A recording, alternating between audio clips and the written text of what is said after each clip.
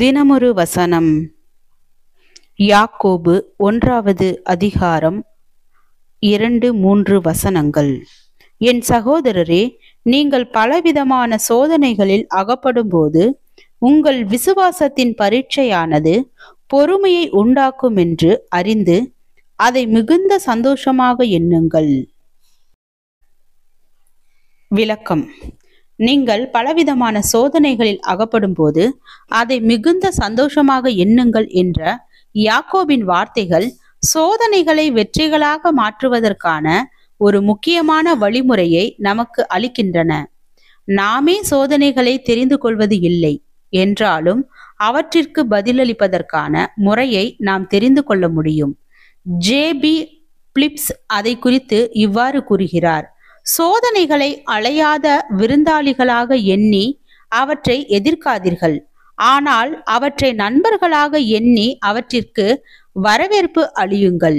இயேசுவை போல மாறுவது நம்முடைய குறிக்கோளாக இருக்குமென்றால் சோதனைகள் நம்முடைய நண்பர்களாக மாற முடியும் என்பதை பிரிட்டனின் வழக்கறிஞரான செல்வின் ஹியூஸ் மக்களுக்கு நினைப்பூட்டுகிறார். கடினங்களையும் அசம்பாவிதங்களையும் தவிர்ப்பது நம்முடைய குறிக்கோளாக இருக்கு என்றால் நம்முடைய சோதனைகள் அலையாத விருந்தாளிகளாக நமக்கு காட்சியளிக்கும். ஹியூஸ் தன்னுடைய சொந்த அறிவுரைகளை தான் பல வேளைகளில் பின்பற்ற வேண்டிய தேவை ஏற்படுவதாக குறிப்பிடுகிறார். ஒருமுறை அவரும் அவருடைய மனைவியும் காரில் பயணம் செய்து கொண்டிருந்த போது அவர்கள் ஒரு வரைபடத்தை பார்ப்பதற்காக சாலையின் ஓரத்தில் தங்களுடைய காரை நிறுத்தினார்கள். அப்போது சரக்குகளை ஏற்றி செல்லும் ஒரு வாகனம் தவறுதலாக அவர்களுடைய காரின் மீது மோதியது. அவர்கள் காயமடைவதிலிருந்து தப்பினார்கள், ஆனால் அவர்களுடைய கார் சேதமடைந்தது. பின்பு அந்த இடத்தில் மழை பெய்ய துவங்கியது. உடனே சோர்வும் பயமும் கோபமும் ஹியூஸை ஆட்கொண்டன. அவர் அந்த சரக்கு வாகனத்தின் ஓட்டுநரின் மீது கோபமடைந்தார்.